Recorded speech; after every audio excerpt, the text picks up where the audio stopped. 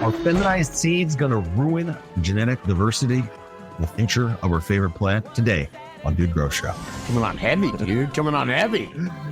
Well, we got some heavy knowledge. We got Jeremy on with from 3's Genetics. What's going on? A lot of plant knowledge going there. So I thought we'd dig a little deep into it, man. I was talking with Jared Token, and he got me going on, man. People are going back to regs because they're more pure and they're better for breeding. And just wanted to talk all about it. Yeah, not regs, okay? That means something different to an old guy like me, but reg seed, right? Where you're going to get male and female. Yeah. Oh, what's up, Jeremy? What's going on, guys? Happy Saturday morning, man. Yeah. Every now and again, I'll be hanging out Saturday morning and I knock on the door. And it'll be one of my friends saying, hey, Scott, let's smoke, man. Let's smoke. So good to hang, brother. Yeah, you as well. All right, Jeremy, you're, yes, sir. I was just going to say, like, you give a little introduction to the DGC, you know? Oh, I will, and then you can pick up. But Jeremy is a great breeder from 3's Genetics. He's one of the only guys the only pack I have that I'm excited about. But yeah, he grows fancy, frosty weed that are good washers. Is that correct? Yeah, that's what I breed for. Yeah. Yep. Looks and washing. No, so but specifically for concentrates, then, like you breed for people that are going to turn their crop into something other than smoke. Yes, 100%. Do you really? Because the flower is beautiful. Yeah, that's the evolution of hash plants. They have gotten prettier and they're more market viable, but historically they're a little looser, not as pretty generally. Okay, because looser is okay if we're going for surface area of trichomes, right? Yep. Man, hey, dude, do you mind? I was just talking to Jeremy before we hit the cameras on, and we were talking about when you select the strain, one that will wash really good for hash versus one that will be dank, great bud, can be completely opposite. Man, I was surprised by that. I would think if it had trichomes, it would wash good. You know, so I've seen plants that didn't look like they had any resin on them at all hit 6%. And I've seen plants that were frosty, the fan leaves were frosted, everything, the stems had frost on them and they won't wash at all. It's all about the type of resin that the plant has. Wow. Excellent. That's counterintuitive. What are you doing? You're freezing it so you can knock the trichome off, right? Yep. So it has to have a strong gland and a weak cuticle head so that the head will come off. Right. A lot of plants have really weak glands and then they'll pop really easily. And then depending on the terpenes that are inside of that gland, they could be a little bit more solvent, like D-limonene is in there. And then you start having heads pop in the wash with D-limonene and then all of your hash is gone. Wow. Because it's a solvent. So, you know, you're melting those heads inside of the solution. Wow. It's pretty interesting, right, dude?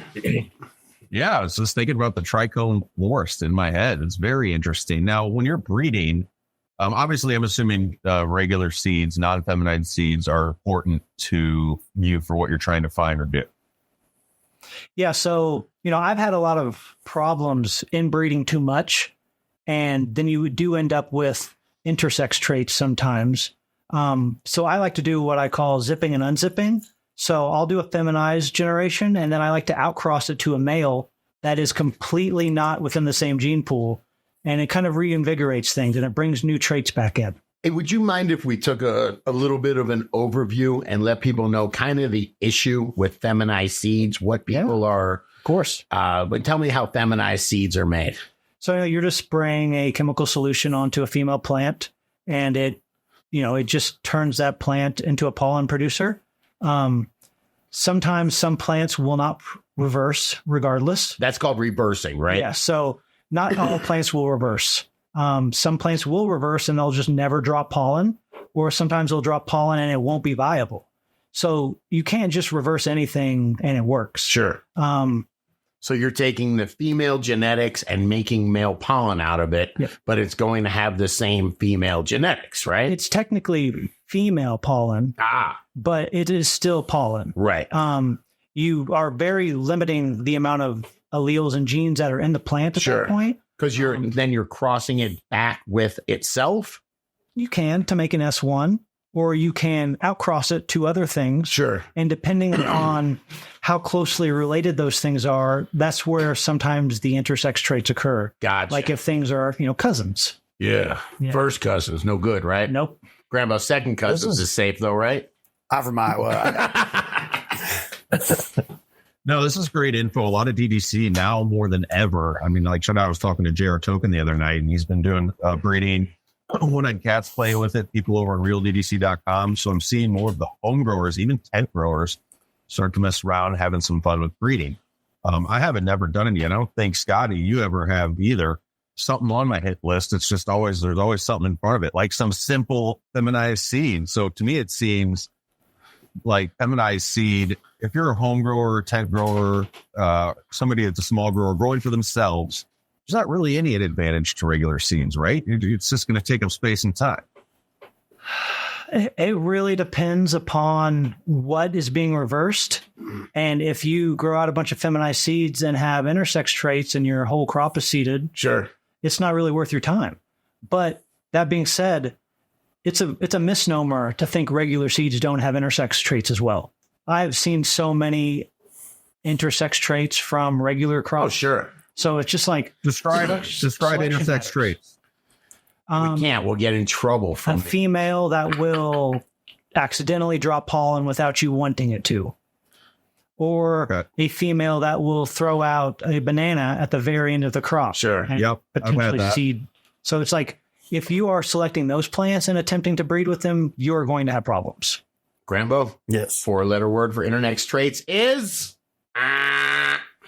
forget it. I'm trying to not say no, this is great information. I really do appreciate it. Of course.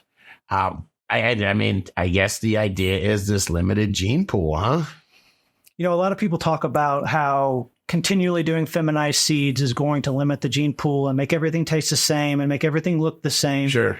I would blame that more on market pressure than the feminized seeds themselves. If more people wanted to grow a wider variety of plants, there would be incentive for breeders to reverse a wider variety of gene pools. Like I was talking to you, there's no one that's going and really reversing things that aren't going to sell anymore. Like there has to be a reason to do the work. And that has inherently, bottlenecked the gene pool because market pressure. And what are they looking for? I mean, I can't imagine their site to get a 12-week sativa. Some people love that. Some people truly do love longer flowering sativas. Well, yeah, it's not marketable though, is it? No grow that is going to put you on the map for growing your strain wants to grow anything longer than 9 weeks. It's just how it is. They all have 8 or 9 week cycles. It makes complete sense, man. To me, it does. I'm sorry. From a commercial production standpoint, a guy that's paying the bills. Yes. Hell yeah, man. Give me 8-week flips. It's 2 months. It makes it easy for me to continually get monthly revenue. It's as far as a business. That feminized project. Patience. Go ahead. Is on point. Like for some people, I had somebody, Scotty, after a DDC Cup, we were hanging at the bakery there, and I thought they said they flowered it for like 6 months. It was a haze. And then, like he's saying, some of these weechers, the high is, I'm going to assume the cannabinoid profile, the terpenes, everything's going to be a lot different. It's a different type of high. I don't think you can achieve with shorter flowering strains, and it's more cerebral. Did I say that right? I don't know. It's more good, man. Head high. But I do get, of course, like you said, the negatives for a home grower. Sometimes it's just like, damn, I want to finish this. I want to smoke it. And you got to be super patient. And again, there's more time for problems to potentially come your way. It'd suck to be in week 10 of flower, and then something comes on after all that time you spent with it. There are a lot of breeders that are attempting to bring sativas into the marketplace, but it requires a lot of work. You have to look for the ones that finish slightly faster than the rest of the gene pool, and then you have to hope that plant hits all the marks as well, and then you can kind of move forward with it. But it takes a lot of work to bring those sativas down to a standard flowering time that's acceptable for the modern market and still retain the same qualities that make that plant different than all the other plants that are currently available. Man, I barely understand how how you do the work.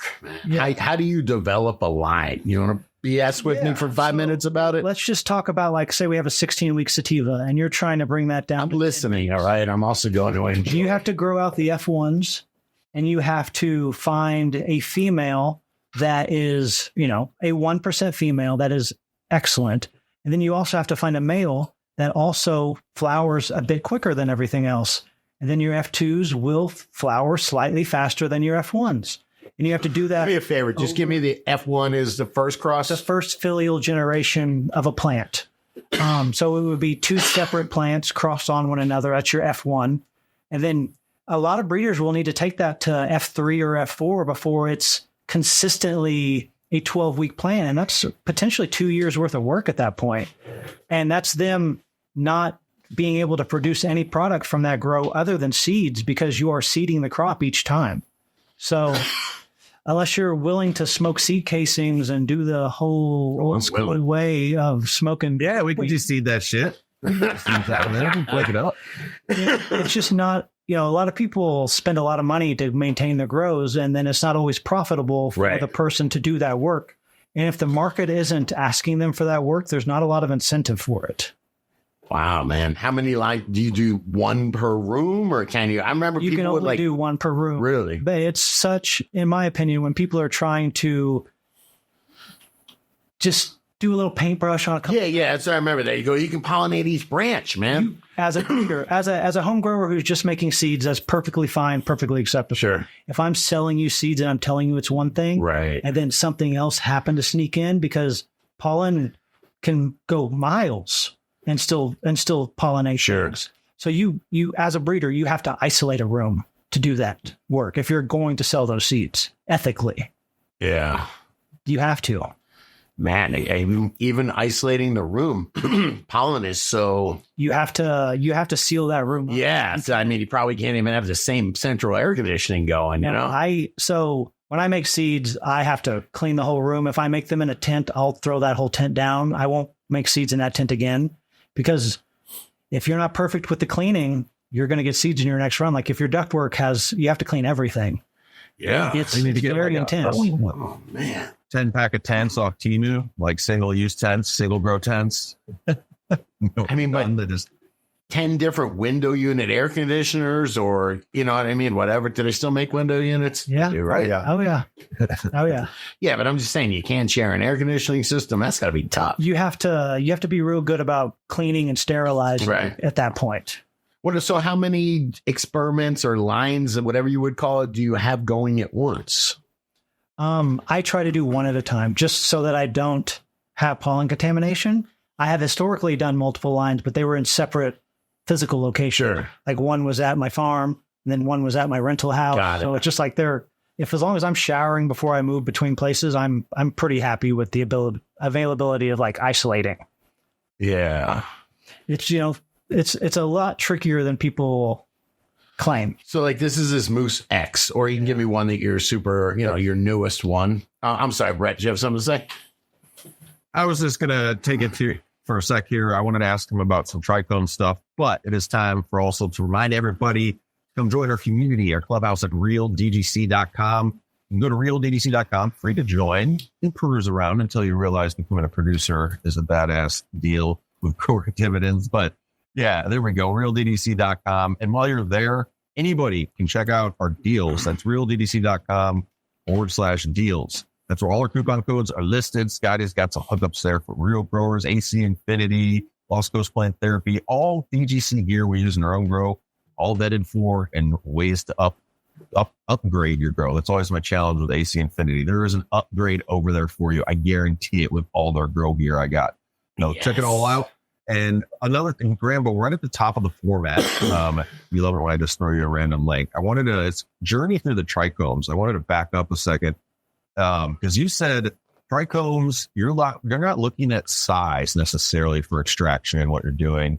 You're wanting to look at if the stalk will release from the plant. Grambo, there's no link, man. I'm positive. All right, he's setting you up to fail. Grambo. I mean, are we showing this? Is this a thing? No, we're not showing. Oh, I didn't know. I thought we can't even show trichome. I don't know. So that's actually, a great point. Like when you're looking at a trichome close up, you can see sometimes that the stalk of the plant and then the head kind of is the same diameter. And then sometimes it comes up and then it pinches before it hits the head. If you see those pinch points, that's a great indicator that it would wash as well. But then on top of that, you have to actually touch that plant. And if you can see trichomes on your finger, it'll wash well. But if it's not going to wash well, it will literally be wet on your finger rather than having isolated trichomes. Got it. So, and shout out to Bang Dog there. That was a video he made over on Real DGC. It's not bong. It's bang.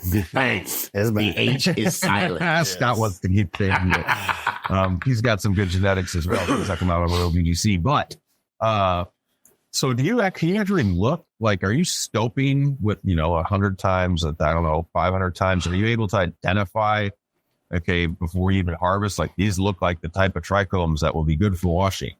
So I can touch a plant and know. So I don't really have to look. Oh, What I back do, up. That's like Jedi shit. These are not the trichomes you're looking for. Yes. So the real trick about checking your garden for hash plants without having to do anything is just put on a pair of black gloves so that you can clearly see the resin that's on your hands when you touch them, and just touch the plant.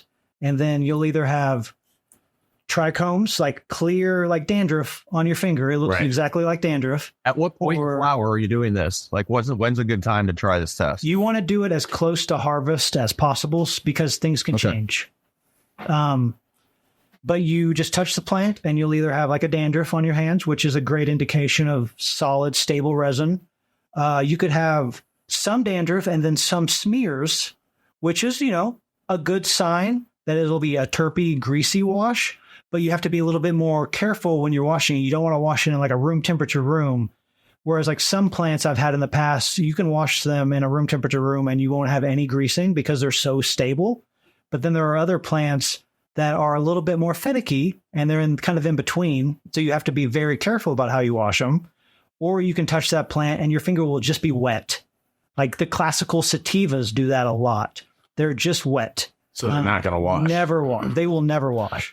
Those are the plants that, in my opinion, are meant for butane hydrogen, butane extracts, propane extracts, any of the old school stuff like that. Or you can dry them and make dry sift with them as well. But when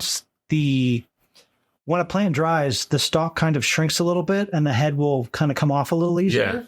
So you can make dry sift with sativas a lot easier than if you were to try to wash them. Grambo, is this blowing your mind a little bit? This is one of those things that, Jeremy talked to him a while ago. It's the greasy strains versus the sandy strains. The sandy strains will wash. Like you said, when you touch things, sometimes they're greasy. Sometimes you can touch a cola and there's almost nothing on your hand. And that's a good indicator of a good washer, right? It's the whole BHO versus that some will work for BHO and others will work for rosin. Yeah. I did not. And it's kind of aware of that. And it's one of those things that all things work for BHO, but not all things work for washing, right? That's not true. No? There's reciprocity. Grambo. So back in the day, I used to have a friend who would process BHO for me sometimes.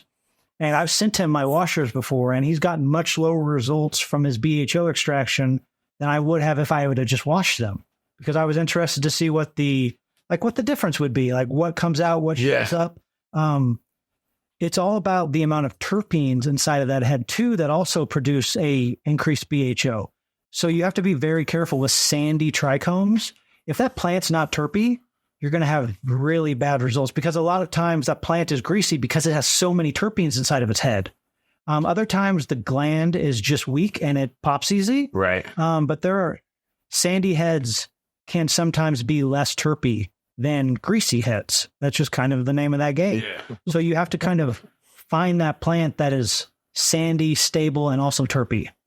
I had a nickname Greasy for a while from one of my buddies that I lived with. Like, when I'd wake up with my long hair, it's just like, dude, what's up, Greasy? They call my Greasy. I don't know. I guess I'm a greasy one. Ironically, it would have made a good washer. I wanted to shout out here to Bad River Farms Rob. What's up? Executive producer, because he says they're currently running moose bow for 3's Genetics. Nice. In our facility, it says due to unforeseen issues, we took it down early and it's still tested at 18%. Looking forward to this next crop to go 63 plus days. Post a pic when you get to the facility. Nice. Thanks, Bad River Farm Drop. Hey, that does remind me. We were talking earlier about what a big deal it is to get your strains into a facility. No, Yeah, that's because he'll do the marketing for you. That's then. the marketing. Yeah. I can produce a lot of hash, but I'll never get it to like the East Coast.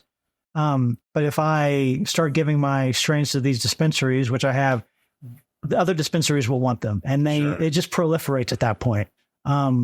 Getting your strains into like a way to let everybody see them and experience them is like the key. But, that goes back to flowering time because nobody wants a 12-week keeper.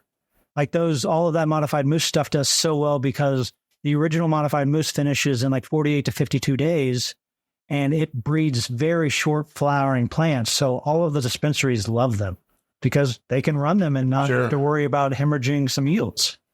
How do you protect your genetics if that's the, like they get some seeds or they get some cuts and then everybody starts sharing or their contracts involved? Great. Yeah, who cares? As long as they're talking about Jeremy and saying, hey, Jeremy, what's next? There's a lot of ego that a lot of breeders have with their stuff saying, it's mine, it's mine, it's mine. I want you to have it. I don't care how you get it.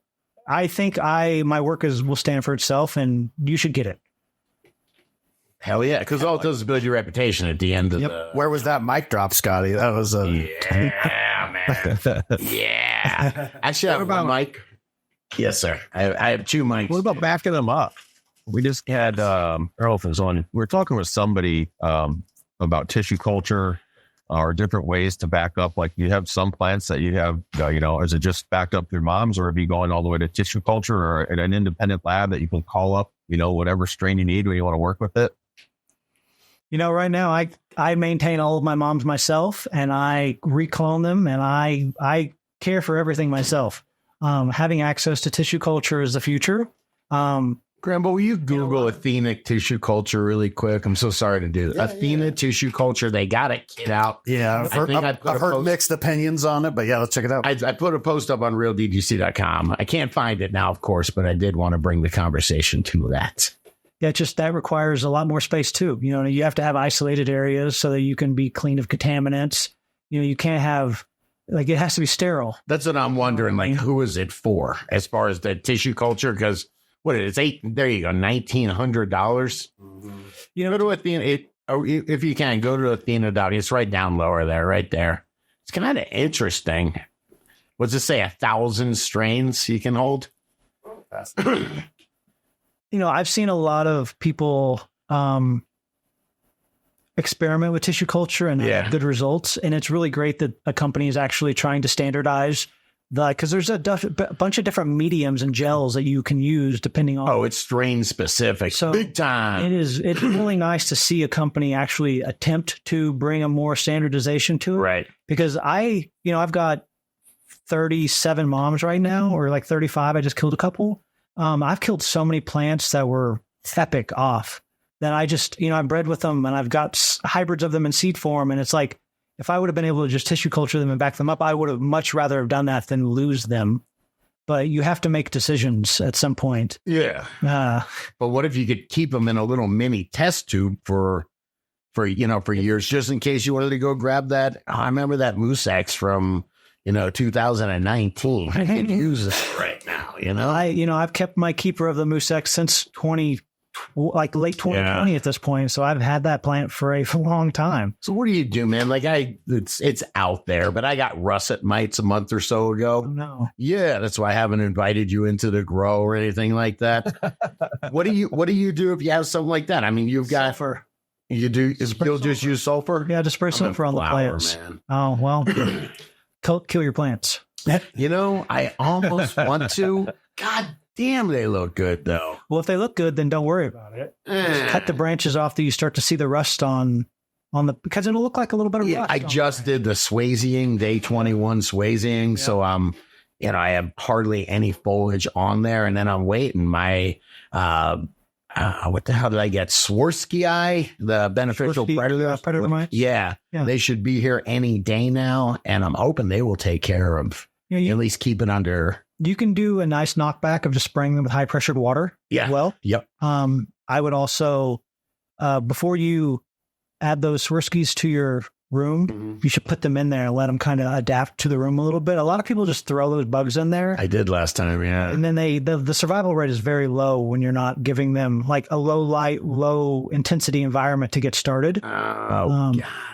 I mean, it's, Give me a fist bump, man. You just save me about $100 when they come tomorrow, man.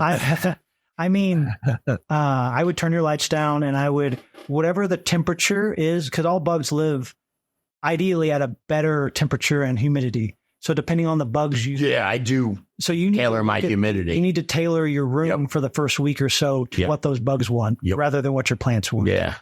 No, shout out. Arbico Organics gave me all that information. Solid, man. Yeah. That's hard to, I mean, tailoring your room to what the bugs want.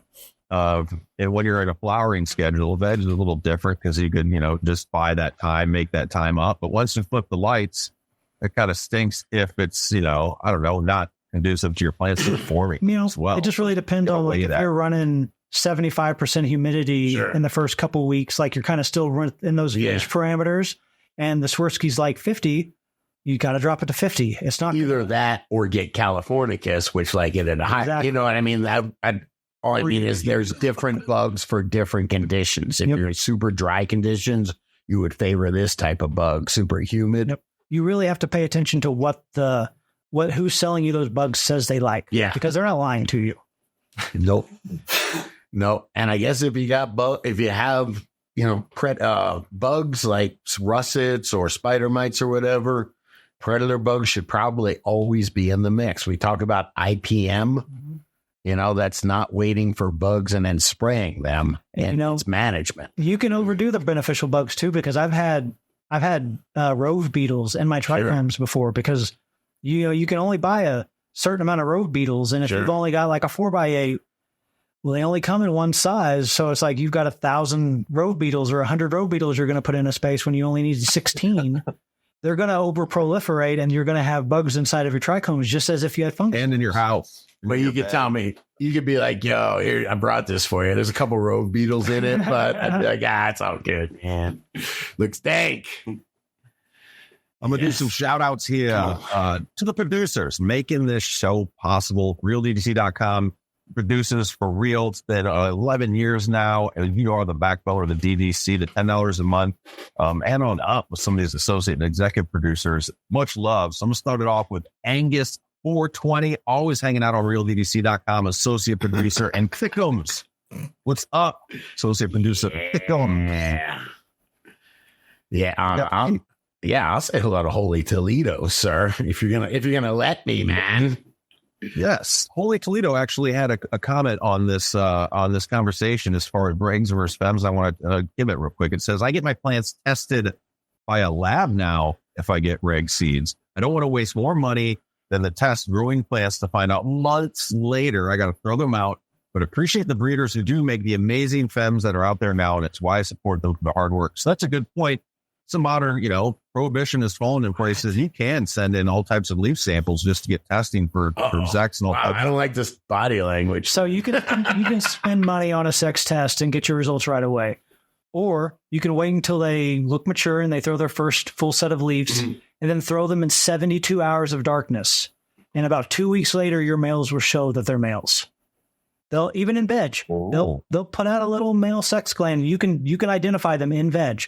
Give them 72 hours of darkness. In the beginning, the first 3 days? No, so maybe like 3 weeks into the seedling phase, once they've thrown their first full set of leaves. Okay. Put them in darkness for 72 hours. Okay. And then about 2 weeks later, you'll start to see the females putting hairs out because of the stress. And then the males will also show you that they're males. You don't have to spend the money. It's just kind of an old school way of sex testing. Just from the darkness. The darkness will trigger them. Wow. You're giving all your industry secrets, man. Be careful. Careful. Wow. It is what it is. That's a good one, right? A few more shout outs. Yeah, 1982. What is up? DDC producers. Richard Abernathy. You just wanted to keep it real out there. Wow. Actually, I was talking with Richard. He's named after a lost character, and that lost character is named after Ram Dass, Richard Abernathy, the LSD guru. How long has Lost been on the air? Oh, it's 04.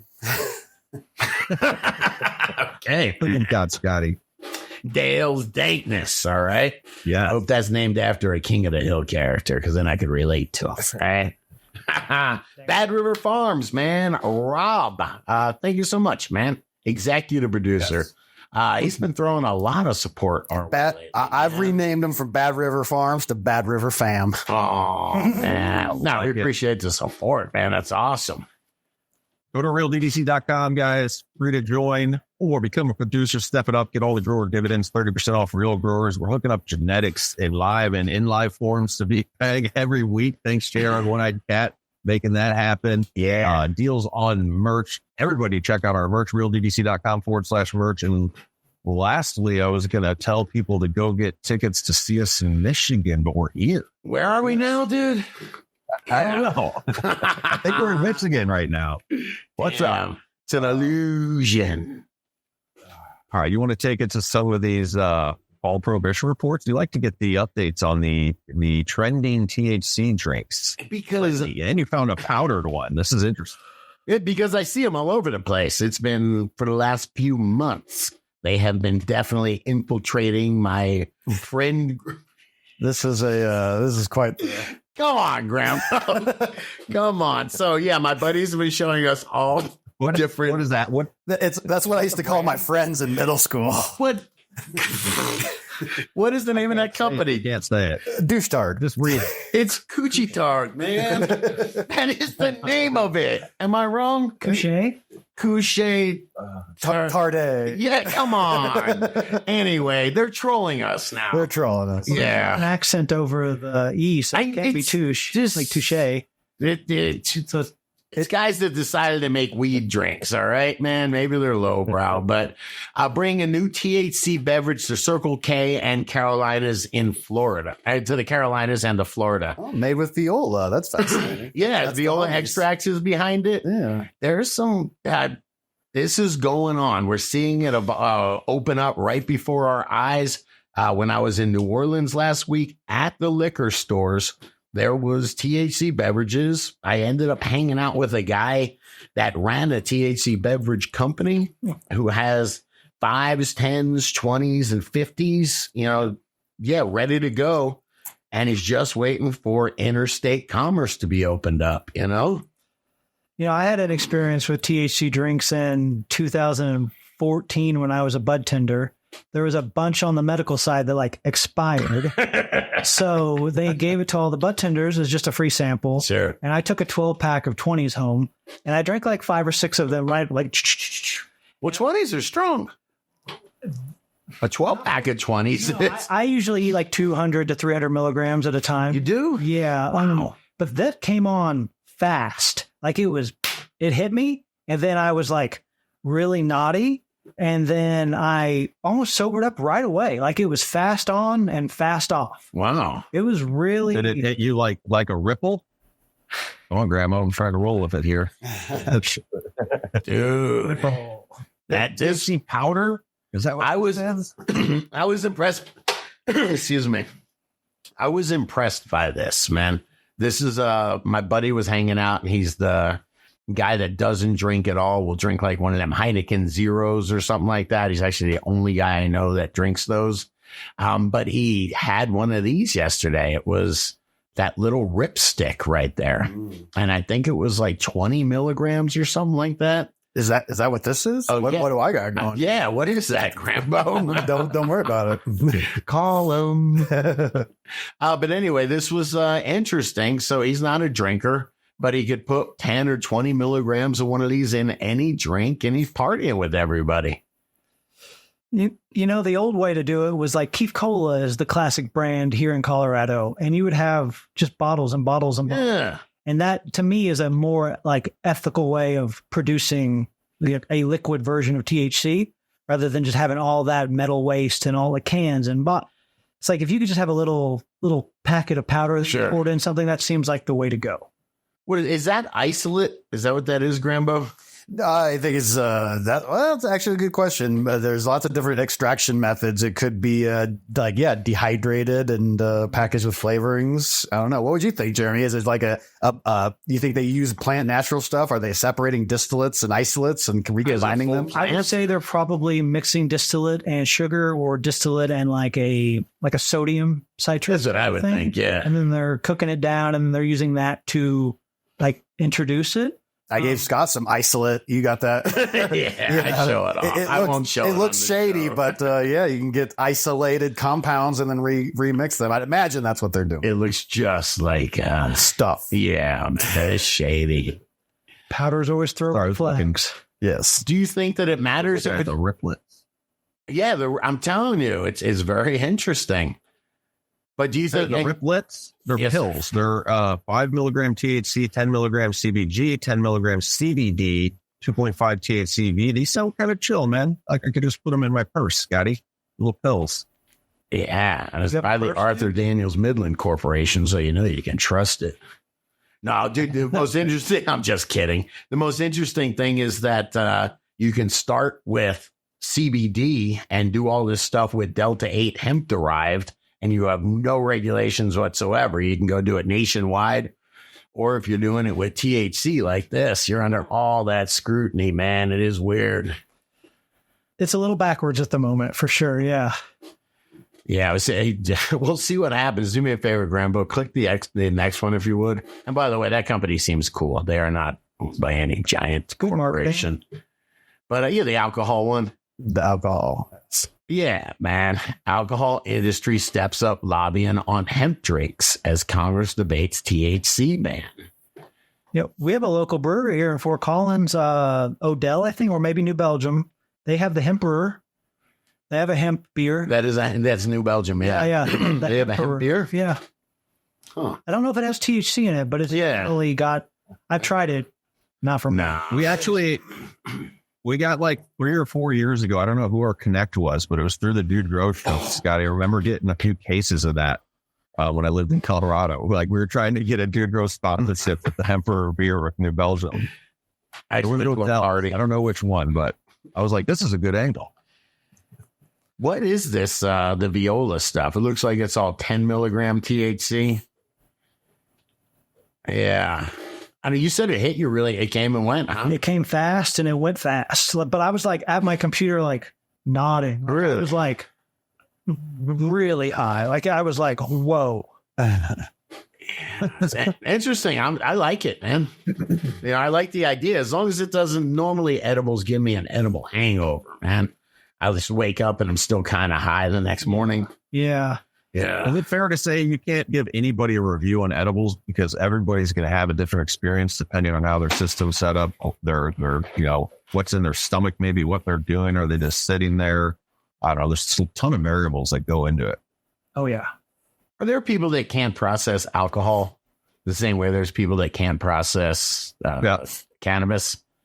That'd be kind of weird, right? That'd be like a gimmick, the guy that can drink. Yeah, it definitely exists, but not nearly like with cannabis. So, like it comes in your liver, and some people just don't have the enzyme to rip it apart, and so you literally just pass it. And then other people, they got a whole. I believe the dude, you got a lot of enzyme in there, buddy. You break it down efficiently. I don't know. Grambo, would you try one of these? Are you a drinker at all? Do you drink beer when you go out to the clubs or whatever? Never beer. I do the vodka Red Bulls. I'm that kid. But yeah, it's $16 bot. That'll be $22. So brutal. But I've tried like those Ripple tablets. You have? I used to work at a dispensary that sold them, and they're just edibles, just like anything. But like Jeremy said, there's a certain edibles that are like nanomerized, I think, is something like that. They break it up so it's more absorbable into your stomach lining. And so I imagine the drinks are, the fact that this is like made to dissolve in water, it's probably very, very small particulate molecules that get into your stomach lining very, very efficiently and then probably exit pretty efficiently as well. Well, a lot of that stuff will actually absorb in your mouth as well. Yeah, the sublingual. Yeah, sublingually. So it's like when you're eating edibles, you're swallowing them a lot of the times, and you're going to process most of that inside of your stomach. Yeah. And sublingually, when you're drinking things, it hits you fast. Yeah, there's those glands under your tongue that when you're doing vitamins or whatever, you put them there. Yep. Back in the day, they used to have you remember like the little breath strip things? Yes. They'd have the THC breath strips. They took them off the market. Oh, man. They got rid of them because they were a little too effective. Those were Grambo, man, I awesome, suggest right? if you want to save a little money on your Red Bull vodka, just get the Red Thunder. The Red Thunder from Costco. Funny to say that case. It's hilarious. It's just called Red Thunder instead of Red. Yeah. Dude, they have the best. I think, I don't know where it was. Isn't Walmart? They've got like Mountain Holla Yeah. instead of Mountain Dew. It's Dr. Pop, man. They got Dr. Pop. Is that Dr. Thunder for Dr. Pepper? Is that what it was? Yeah. I can't remember, but I used to be broke. Yeah, you can't copyright Thunder. It's a meant from nature. They figured out how to use Thunder across the board. I want to take it to fieldbdc.com, and we're going to show just the tip here. Just the tip, Grambo. I'm out. This is a video. This is a video sent in. This is pretty cool, actually. I wanted an opinion. This is from Variant and DDC breeder, and says just the tips. Simply, we're talking about dealing with old seed or seed that you're having trouble with, and you can play this while I'm doing some narration if you want. But simply clipping the tip will make the difference in old seeds. You want to take off just a bit of the outer shell. Do this to the pointed side, or do this to the pointed side, opposite side of the dimple. It's like, look how precise this is. Pretty dope. Is that ASMR, dude? Yeah, to me it is. It's saying, yeah, basically, without a natural scarification process to weather it, this can help. I still soak after clipping it for the visual verification as well as the decontamination aspect of doing a soak. Some people do a little hydroperoxide mix in their soak. But this was pretty cool. I don't know what tool that was. I asked Marriott, like, that's a precise little, I know it's some tweezers, but precise little clipping tool there. I had to get my hands on. Yes. You can also use a little sandpaper. Is that what you do? You just sandpaper If it? they're old, you use sandpaper. And what are you doing? You're just trying to make it Just easier stuff it up a little bit, and the seed will open up a little easier. Nice. Most of the time you can just soak the seeds and they'll pop. Dude, what's the oldest seed you've popped? Oh man, I have no idea. But you don't have any like old collection or gotten something from some old head from 1994, bro. This is the original Crippy, bro. I popping seeds for me is like, because it has to have a purpose. Right. So like if I have seeds like that, they're just like collector's items for me. They'll probably never get grown. Like baseball cards, man. People do that. I have noticed that. DGC, who was it? Somebody in the DGC had from the 90s, like late 90s. They just popped a seed the other day. I wonder, literally, like, I don't know. Give us some comments. What's the oldest seed anybody has like germinated? At what point can you consider it? It's okay. It's 50 years old. It's definitely dead. How far can you say? I guess stored, right? They could store for I don't know how long. Don't they find seeds from thousands of years ago and regenerate them? No. I think in a lab setting they do. Yeah. Whether we have access to those types. No. They probably. Yeah, they probably do just tissue culture it, right? I would some say, tiny little because a lot bit of old DNA. seeds will like either not have the leaves, it'll just be a stem and it just grows up and then dies, or the taproot will just be gone. Right. But if you can get some plant tissue available, you can take a tissue culture. Tissue culture, yeah. So it's like having the availability to that type of stuff This is, trip, man. a benefit to being within the legal side of things. What is up with that? What is it? It was $2,000 for a tissue culture kit? Yeah, for the kid. Yeah. Grambo, I heard 200 G's on Alibaba is all it takes to make your own diamonds, man. Your own diamonds, all right? I'm waiting for like the Jurassic Park, like Jurassic Dank. They're like finding these old genetics and figuring out how to bring them back. Because of what you said, the Crippy, there's people out there of a certain age, they'd pay a lot of money. Me and CLTV Rob were talking about that. If you can find that original diesel from like 9902, oh man, I'd pay out the nose for that. Would you? Yeah. I just asked somebody. I just asked you. Well, I would ask I'd ask a friend. Shout out to Banjo 420. He's going to hook me up with the Lemon G. Shout out to you, Banjo. I was trying to show Jeremy that I was excited. The only pack that I actually have is this Moose X, right? Yeah. And I was like, okay, this will be the one. If I was going to pop any beans, it would be these because he grows for washing, but in my opinion, he grows for frost, man. So I'll throw some of these up on realdgc.com. So yeah, that's a laser jet times modified moose. Right. Yep. Yeah, I agree with that. And I tried to convince you to change it to the laser mousse, but it never stuck. But anyway, I was like, dude, I'm going to pop these, man. And he's like, I got a keeper phenol I'll give you instead. And I was like, done, man. Done. Dude, that's why, man. People bust my chops for not popping beans. But when somebody wants to give you killer cuts, man, I'm like, yeah, okay. I got an 8x12 room. It ain't the world's biggest grow, you know? I set up an independent area to hunt seeds in because I can't give my production area to the hunt very often. It's very limiting on what you can produce out of your garden if you're hunting seeds every time. Right. Man, you got any tricks for if you're actually making the extracts, as far as you were talking about that it's winter is coming and that you're really excited about it because temperature's a big deal. Yep. Even if someone's just got some bubble bags and is just trying to make something to squeeze. Any tips? Yeah, so keep it as cold as possible. So like in the summertime, I was telling you, I've got a cool bot that I plug into my window unit. And I can bring most rooms down to 32 degrees. Hang on, that's freezing. That's like that's colder than my fridge. So in my lab, the water I spill will freeze on the floor. Oh, geez. It just overwrites your AC's like thermometer settings and just pushes it to just go all the way in. The cool bot's pretty neat. It's a great investment if you're trying to make hash. But like, it's getting cold now. Right. So I can take my window unit out of the window and I can just put a box fan in that window unit. Sure. Same temperature. Much easier to produce hash. You don't need ice to make hash if your room is 32 degrees. You can just use cold water? Cold water. That's not the thing about them knocking the trichomes off? No, the agitation from the stirring is enough. You don't need, it's not actually the ice hitting the flour material that's knocking it off. The ice is just maintaining the temperature so that your heads don't come into solution. Right. So you can, iceless washes tend to produce a little bit more yield. But being able to have a room to do an iceless wash is very rare. Yeah. Yeah. So it's winter time. Does it matter the kind of ice, the shape of the ice, that kind of thing, volume of it? The shape of the ice helps for the ice to not melt faster. Got it. A lot of the ice you get at Walmart, which most people use, has that little dimple in it, which makes it melt much faster than if you were making your own ice and it was a solid ice. Dude, that was a scam, Grambo. We need to buy more ice. Goddamn big ice.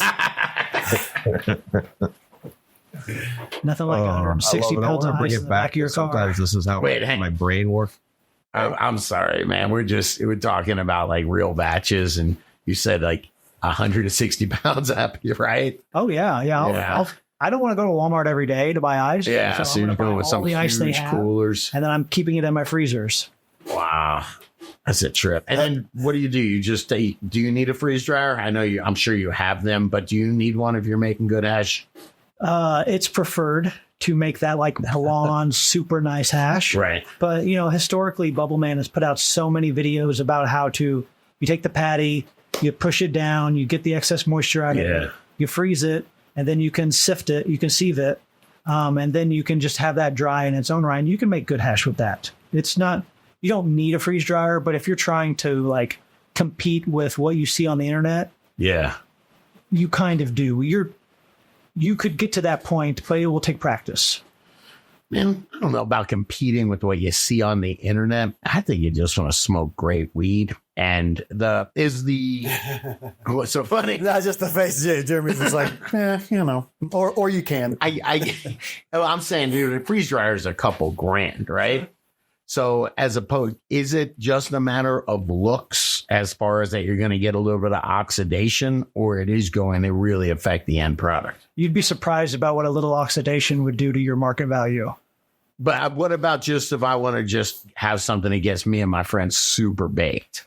So you know how sometimes it's really hard to control the parameters of your drying area? Yeah. Think about drying your hash.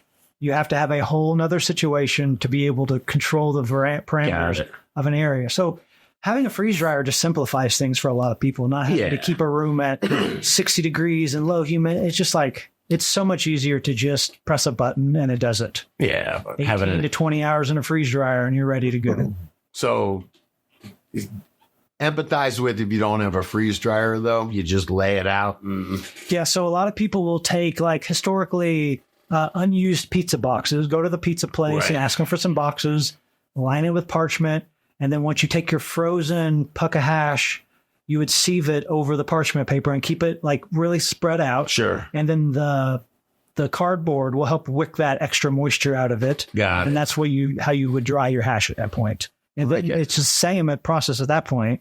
You put it into a bag and then you press it. It's perfectly fine. But if you have the hotter the room, the more oxidation that's going to occur. And I believe the freeze dryer is, depending on your settings, 0 to 40 degrees is what most people will run the range. Yeah. Having your room at 40 degrees is pretty impossible. Yeah. Yeah, it is. Dude, that's So a great Grambo always undercover. says, man. Just picturing an undercover hash dealer back in the day. Just get a fake Domino's magnet thing and then the Domino's bag. And then you're just delivering. You got all your pizza boxes there. Driving around, doing your rounds. You undercover. Like it. I want to take it back because sometimes my brain works in a weird full circle way to your 72 hours of darkness to determine sex in the plant. So after you do that, you're saying, okay, my plant, this quick review, I got a plant that is from seed. It's got its first few sets of leaves. It's young, but it's ready for this treatment. After the 72 hours of darkness, you said within a couple weeks, it's going to show its sex. But if I want to continue with a vegetative light cycle, isn't that a stress on that plant in its own? That could be negative. Like, I still want to veg it out. Yeah, you're not going to have anything where it like looks like it's re-vegging or it starts throwing single leaves or anything like that.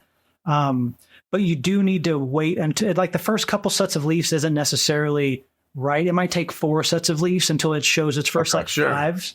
And that you have to wait until it's actually fully matured into you'll have 1 set of leaves and then a 3 and then a 5. Right. The 5 is when you can do that. You won't have a situation where they're like weird in that regard. But it is a stress, and that is what's inducing it to show you its stress. But when you're running 100 seeds and you can either pay $20 a test and spend $2,000 to sex test your garden, or you can just have a 4x4 that you throw a tarp over and keep dark for 3 days. Yeah. That's key, man. Deal with a little stress, then pay $2,000. Yeah, no, that's a great one, brother. But, if you're only hunting 1 pack of seeds, it's not too big of a deal to spend $200 when you've already probably spent $200 on the seeds in general. Right. So it's like, it has its pros and cons. Did you learn all this stuff just by trial and error, on the internet and doing? Did you go to school for this? No. Very technical. No, I love to plant. And yeah, me too, but I don't know. I've listened to a lot of breeders talk about their methodology, and I've kind of grown a lot of breeders' stuff. So I know who's producing good work and who's not producing good work. I've gotten lucky a lot. Right. I could very well have chose a different BX1 keeper to reverse and not had good results. So it's all about, not every plant, even if you find one that hits 8%, like my original Colonel Chem, it doesn't reverse well. So I had to go a different route to start that seed process. I can't concentrate with the rainbow. Well, staring at me, man. I particularly recommend the Colonel Chem. It's one of my favorite strains, not just from Jeremy, but from anybody. Makes amazing. So it's originally Colorado Chem BX3 from Ethos Genetics. It's Chem 4 times Chem 91 times Chem DI 95 times Gorilla Glue. Yeah. We had a grow assistant that was talking about, labels, and it was COL Chem for Colorado Chem. Oh, right on. And he's like, "Who's this Colonel Chem?" So the nickname was found. Yeah, one of my favorites. Good work, my friend. Man, me and Grambo will talk sometimes because he's a comedian, and I'll be like, "What's the rules about like borrowing from other people's material and adapting it?"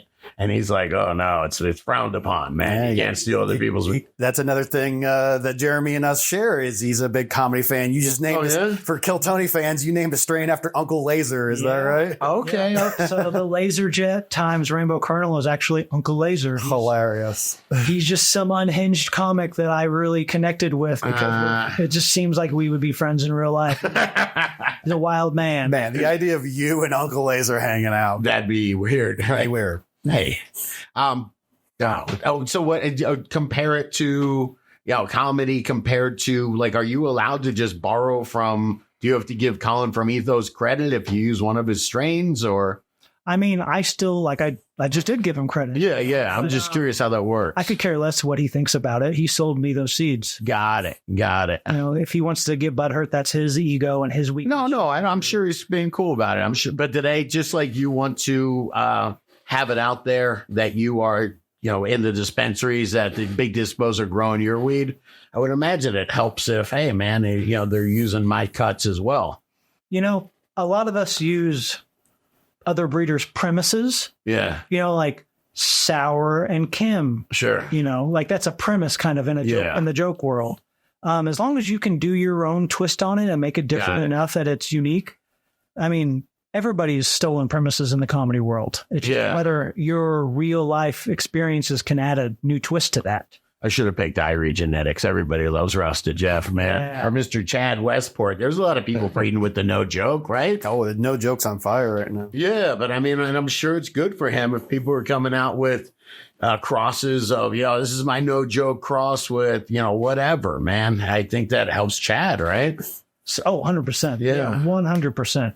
Having somebody give you credit is when you're not famous already or you're not actually selling seeds yet. That's the biggest thing. I don't think Ethos needs any help. I think that dude makes plenty of money off selling seeds. Yeah. He's pretty prolific in the amount of seeds he's put out there at this point. A lot of us like Irie Genetics, he's probably kind of in the middle ground. Like he's very popular. He's got his own show. Yep. But like it would still help him if I found, a Golden Goat S1 that was in the dispensaries, even though it was my cut, he bred it. Sure. And so that would also trickle down and make him happy. It does make sense, man. Yeah. But like Chad Westport, us in the DGC know Chad Westport. Of course. But I don't know how prolific he is as an actual breeder yet. I know a lot of people know him as a content creator. Sure. They know him for his grow advice because he's always helping people. Yeah. But like the No Joke, if that gets into a dispensary or if I find a cut and I start to breed with it, that will only help Chad Westport. Agreed. Yep. Yeah. We're all on the same team. We can't be acting like we're competing with each other. Grambo? Yes. It's not a competition. Yeah, there's I got word there's a Grambo strain in the works. Oh, yeah? Yeah, it's a GMO times the Moonbow from Archive. Dare you? Oh, I'm I stoked. have a Grambo. GMO. Yeah. You can't spell a Grambo without GMO. That's I funny. don't know. I thought maybe Soup and Maestro were working on a DGC strain or something. Let's see. Let's do it. Come on. Let's bring get it. going. I think Archive Let's made talk that one about called I want to see Grambo. what's up on the other channels, the networks, man. Grambo Bros on YouTube.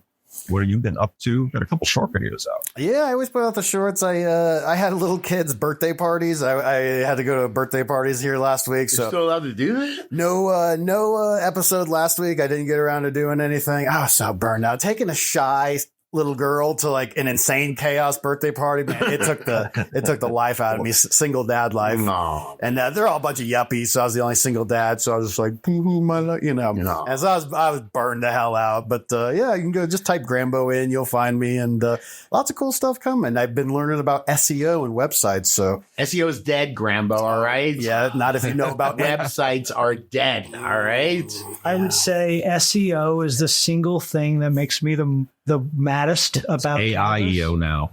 is because I've had multiple of my strains at dispensaries get their name changed because of search engine optimization. What do you mean? So they'll Google what's popular and then they will make my plant be named that. That's not SEO's fault, man. That's the dispo being weird. It's a little bit of both. You know what I mean? Search engine optimization is sometimes... It's not SEO anymore. It's the algorithm, man. Grambo. Don't be mad at the algorithm, bro. I'm a little mad at the algorithm sometimes, if I'm being honest. Shoot, man. What was I doing? What do you got going? I was just talking about late flower. I believe it got a little bit into Flushing, and yeah, it was good stuff, man. What is it, man? Do this in late flower, man, for the best tasting. Why don't you be more specific? I don't know what this is. It's Well, that's why. What do you mean? You're gonna have to click on the video to find out. What do you mean? It gets into flushing is what it really gets into. How the plant ends up relocating nutrients. It stops worrying about pulling up nitrogen and making a lot of green growth and green material. And instead it starts using the P and K to relocate all those terpenes to build all those terpenes, because remember where they made out of carbon and hydrogen. Grambo, I heard you talking about this on your show one time, Yeah, too. it's one of those things. I remember the original argument against like BHO was like, oh, I don't want hydrocarbons near my cannabis. That's what You go, terpenes are hydrocarbons. What are we talking about here? And so it just stops building a whole bunch of plant material at the end. And it's just interesting stuff. So that flower that I brought you, Yeah. I did not flush. No? Whoa. Banner said it was incredible and it smoked fine. Oh, thanks for proving my point. So, man. when I was doing that hunt, I like to hunt with synthetics, and my head stash is always my living soil. But because I wasn't feeding it nitrogen for the last 6 weeks of its life, because I was using the appropriate nutrients, Sure. they don't have nitrogen to uptake. What? So Wait, clarify that real quick. You said you didn't flush. So did you use synthetics just straight till the end? You did taper them off at all? I tapered them off. They were getting half strength for the last 2 weeks, but I never even ran those pots off, and I was growing in cocoa. And do me a favor, just so I'm always trying to let people know that nutrients don't have to be fancy. You don't need 12 bottle systems.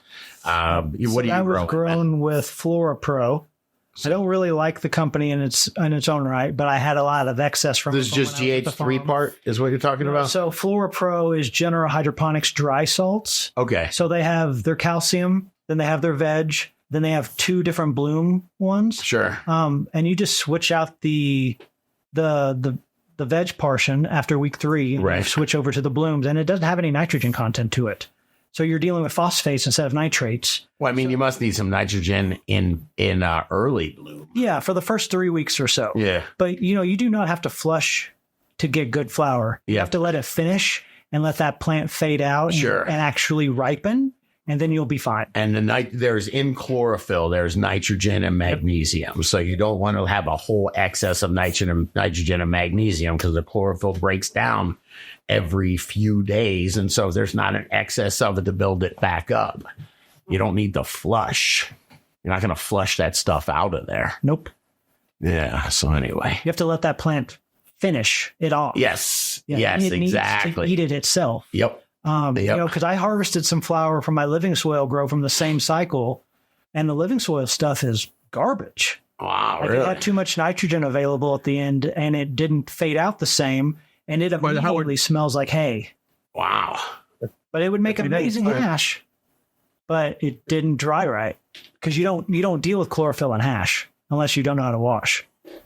Oh, Jason, the chlorophyll stays in there. Yeah, I'd imagine. Yep. So, yeah, Yep. unless you're breaking up the plant. If you're material. doing too much agitation and you're beating it up too much, the chlorophyll will leach out of that plant.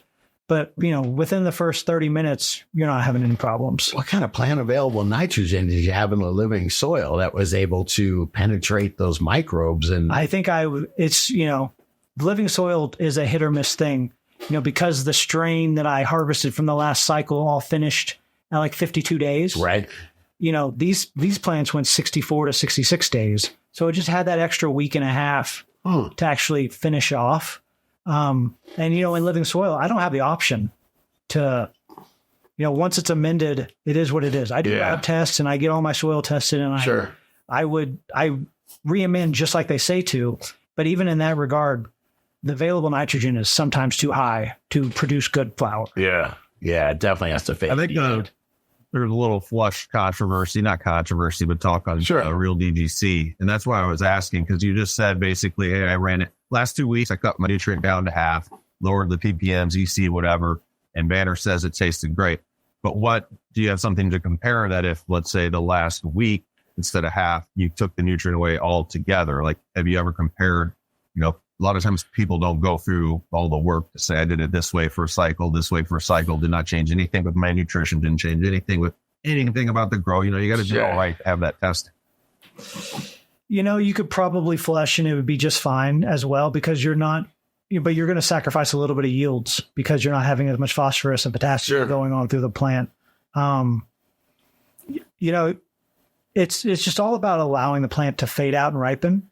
So, you know, Senesce. Yeah. And when the plant's senescing, it is not pulling up a bunch of nutrient. Man. Yep.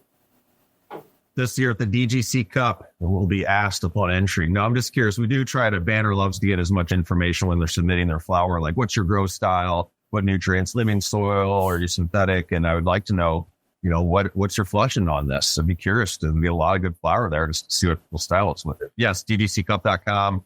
Go join the mailing list. Will be happening first weekend of June out here. Yes. All right, we then hit DDC Grow Talk quickly. DDC Grow Talk over on YouTube. That's where me and Scotty hang out and do our shorts. Just one subject, hitting some grow tips. Usually it's all grow talk. We just did best clone tips. These are kind of not your standard cloning tips, but something outside of the box to add to help you get some good success, get, 100% out of your tray. So yeah, what do you think? Jeremy, you got any clone tips? Got any top tips for cloning? You don't need a dome. Whoa. Whoa. What the hell does that mean? Have you ever seen anybody clone without a dome? You're in my bubble cloner. Then why do you need a dome anyways? If you take those clones and you put them in a cup of water and you let them harden off to your room for an hour, 2 hours, you can plug that clone and you do not need to put it in a dome. Grambo. Yeah. You'll put it'll be about 4 or 5 days extra on your cloning. It will take a slight bit longer, but you don't have to deal with the variables of wiping that clone dome out twice a day and dealing with all the humidity dropping on it. You can just set it and forget it. Doesn't matter. As long as your room is within the right parameters, Right. you don't need it. VPD. Just do your VPD. I mean, 0.6 to Well, hang on. 0.8 is what you want your VPD for clone. for clones, though, that means human AF, man. 75% humidity and 78 degrees. Yeah. Hard to maintain in a little 2x4 on some racks. Yeah, I guess so. I'm thinking about in my grow, in my bench. Yeah, well, Because that's what domes VPD are for. If you can't maintain that without the dome, it will help. Yeah. You don't need a dome. Okay, over 75% humidity. Yeah, and by the way, check out those VPD charts like we talk about. There's 3 separate ones. Shout out to Pulse. Go to their website. They got the best one on the internet. But there's 3 separate tabs and they're different numbers. It's clone, veg, and flower. Yep. And it goes to, the humidity goes down. And Definitely. if you are over at pulseandgrow.com, I think there's some hot deals coming. So hold off just a minute before you're going to think about getting one of these badass monitors. That's what I use. I just set up my tent and I love, people forget like this thing will measure spectrum. You can actually tell like if, compare the chart to your manufacturers, let's say 4 years into running an LED to say, hey, are these diodes really still pumping out? Does CO2 and everything. Yeah, the Pro's badass. But hold off for a hot minute. I think we're going to have some good deals. So if you're taking notes, what do we have here? You don't need a clone dome. If you got high enough humidity. 72 hours of darkness to determine sex in plants. Just back it up if you want to hear the details. In black gloves, check the trikes. Black gloves, I like that. You like them greasy or you want them powdery, right? Really depends. I like it. Really greasy. depends. If the plant is so nice and it had a little bit of grease on your glove, it's going to be worth washing because even Bloom Seed Co. released the Black Maple 20. Final tap, baby. Just, the Black Maple 22 is one of those plants that is slightly greasy, but the hash is incredible. Right. So it's worth it for some people to have something that exceptional. It's so hard to find a plant that is sandy and terpy. That's what the hunt's for. You know what I mean? You can't just assume something's going to be a game changer because it's going to wash well. Yeah. I've had tons of plants that wash well, and then when you finish curing the hash, it's a little drier. But that's because it's not terpy enough. Hash consistency matters a lot. Yeah. Because the end buyer does not want to buy something that's dry and waxy. No. They just don't want that. And some fresh hash is like that if you don't have the right genetics going into it.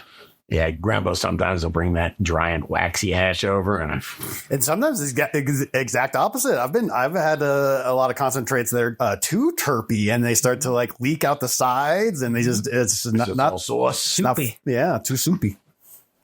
Perfect, dude. This was cool, man. Yeah, appreciate you guys inviting me out. It's great. Thanks for showing up Saturday morning and bringing the hash, man. Favorite way to smoke hash? Do you smoke like just the standard, you're not like live rosin or that, but like a hash? Like I just use a banger and a rig. Yeah. Torch. Yep, torch. There's a new company called Disorderly Conduction that makes a new type of e-nail that you can just take your banger off of find it, Grambo, and set it onto the element. Right. And then you can take that bang, and then you don't have to use a dab, or you don't have to use a torch anymore. Sure. Is that the one that like kind of drips? Sort of? Yeah. So it's like the whip of what so you have the box, and then you have the whip to the heating element. Right. The whip itself is stiff, so it kind of hangs out in the air. Historically, they've been like floppy, right? Like I think. What was it called again? Disorderly conduction. Yes. So like your nail, the whip that's onto the cooling wouldn't stay up in the air, but you could just, these new ones, you can just use it to put your banger in. Sure. And then you take the banger out and you just use it like you would as if it had been heated up by a butane torch. So you kind of get the best of both worlds. You get a little bit more temperature control. Right. And then you also don't have to use butane all the time. Wow. Who's behind the curtain? I can see somebody behind Jeremy. Yes, man. I see. Good stuff, which means I probably gotta get. Yes, sir. Thanks for all the good information, man. There's definitely some, I'll call them trade secrets in there. Review back. We didn't catch it all. And did you want to, check out some memes before we go, Scotty? Where's been the realddc.com to lately? Grambo, get it queued up. I saw a couple good memes in there. Yeah, there's always funny stuff over there.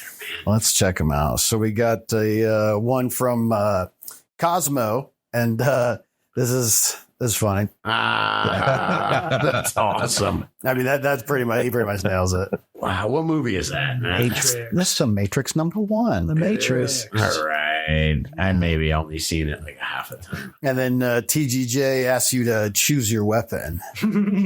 I'll take the double one. Yeah, I like my snakes inside the joint. They call them the donuts these days. I love that.